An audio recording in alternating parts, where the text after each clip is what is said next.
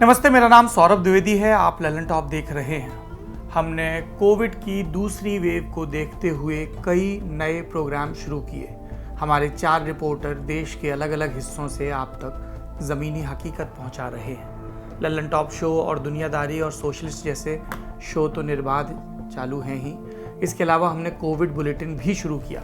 इन सब के बीच हमें लगा कि कहीं ऐसा ना हो कि इस दुश्वारी के बीच जो लोग अच्छा काम कर रहे हैं उनकी खबरें पीछे छूट जाएं। इसलिए इस नए शो में हम आपको उन जियालों के बारे में बताएंगे जो इतने मुश्किल वक्त में भी लोगों की मदद कर रहे हैं, क्योंकि हमारा मानना है कि उम्मीद एक जिंदा शब्द है और हमें ये यकीन है कि इस देश की जनता जागेगी और सरकारों को भी जवाबदेह बनाएगी ताकि संस्थान के स्तर पर भी इस तरह के प्रयास हो सके।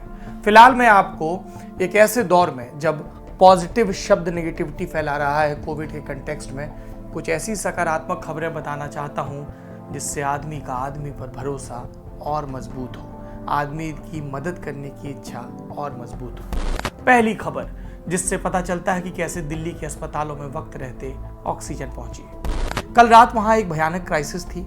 अस्पतालों में ऑक्सीजन का स्टॉक खत्म होने की कगार पर था। स्थिति इतनी खराब कि दिल्ली के डिप्टी सीएम ने ट्वीट किया।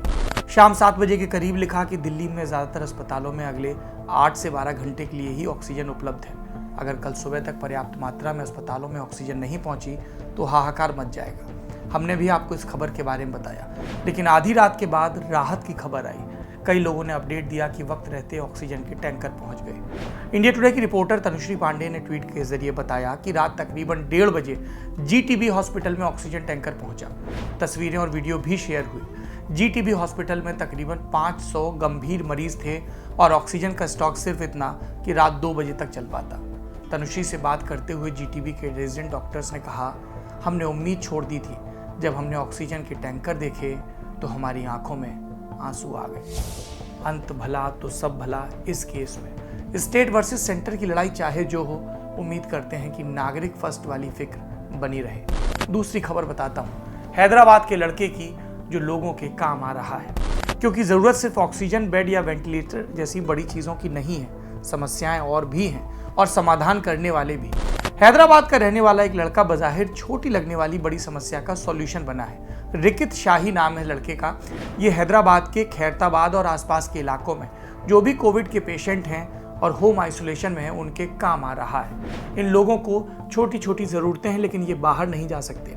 रिकित ऐसे लोगों की मदद कर रहे हैं, उनके काम कर रहे हैं, चाहे मेडिकल स्टोर से दवाई लाना हो या खाने की डिलीवरी करनी हो या कोई ऐसा काम जिसके लिए घर से बाहर जाना हो। ये रिकित की सेवा पिछले 5 दिनों से लगातार जारी है। So this is the 4th straight day when I'm delivering errands to people's houses, and 3rd straight day where I've come to this specific place. So if you need any help in and around Khairtabad, please hit me up, and yeah, if you're COVID positive by any chance, stay at home and stay safe.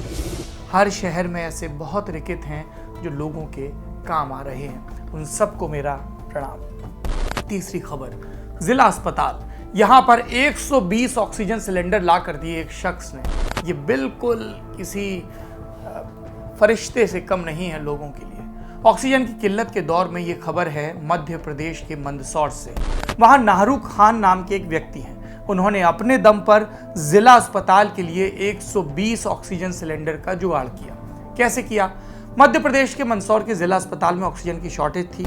नाहरू Khan ने शहर और आसपास कोशिश की, cylinder नहीं मिले। फिर उन्होंने अपनी खोज का दायरा बढ़ाया।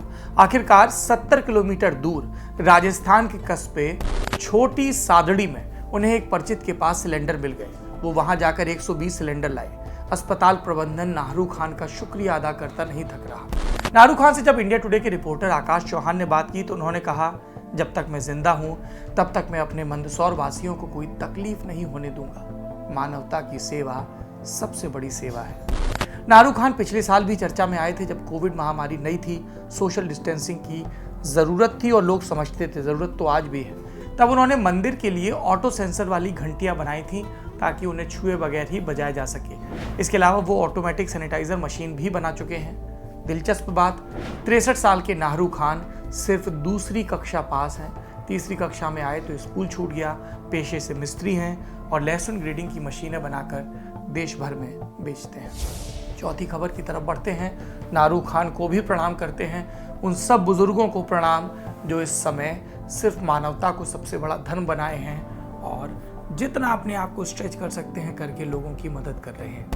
अगली सूची सकारात्मक खबरों में अगला किरदार एक पुलिस वाला है। ऑक्सीजन की शॉर्टेज के बारे में हम लगातार सुन रहे हैं। दिल्ली के गुलाबी बाग के एनकेएस अस्पताल में भी अचानक ऑक्सीजन की भारी कमी हो गई, मरीजों की जान खतरे में। इस मुश्किल घड़ी में काम आए डीसीपी नॉर्थ एंटो अल्फांसो।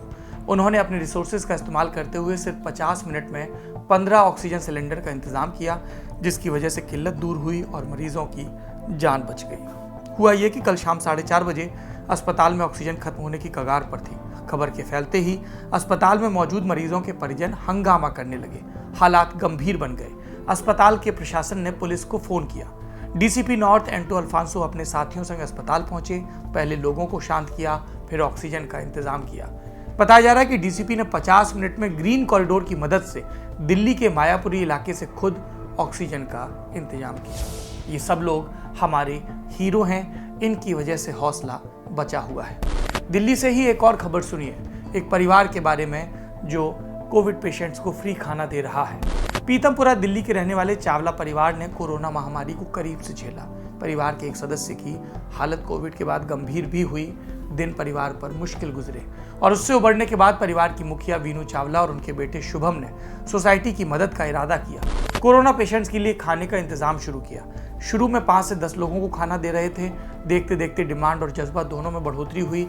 अब वो रोजाना 100 से ज़्यादा परिवारों को खाना दे रहे हैं। इसके लिए उन्होंने एक सिस्टम भी बनाया। पहले तो ऐसे तमाम ज़रूरतमंदों से कोविड पॉजिटिव रिपोर्ट ली। उसके बाद जो पिकअप करवा सकते हैं उनको सूचित किया। अगर कोई पिकअप नहीं कर सकता खाना तो शुभम या उनके भाई अपनी एक्टिवा से जाकर दे आते हैं। बाकी लोगों को वी फास्ट नामक डिलीवरी सर्विस के जरिए भेजा जाता है। इसके अलावा अगर पड़ोस में किसी की ज़रूरत हो तो 15 दिन से 1 महीने तक का राशन भी मुहैया करवाया जा रहा है। चावला परिवार के 10 सदस्य इस काम का हिस्सा बने हैं और ऐसे ही लोगों की वजह से हम उम्मीद की उम्मीद बनाए रख सकते हैं। ऐसे लोग सबूत हैं इस बात का कि सब कुछ अंधकारमय नहीं है, कभी नहीं होता। अगर आप भी ऐसे लोगों को, संगठनों को जानते हैं तो हमें उनके बारे में बताइए, उनसे कनेक्ट करवाइए। हम इस शो में उनके काम का जिक्र करेंगे, उनको धन्यवाद कहेंगे और इसके ज़रिए देश के सभी सक्षम लोगों को प्रेरित करने की कोशिश करेंगे। ऐसे लोगों के काम के बारे में बताने के लिए हमारा पता है covidcare@lallantop.com। सब्जेक्ट बॉक्स में ये ज़रूर लिखिए मददगार या हेल्पिंग हैंड। आज के लिए इतना ही। कल फिर मिलेंगे इस शो में उम्मीदों की नई सप्लाई के साथ। कुछ विशेषज्ञों से भी बात करेंगे।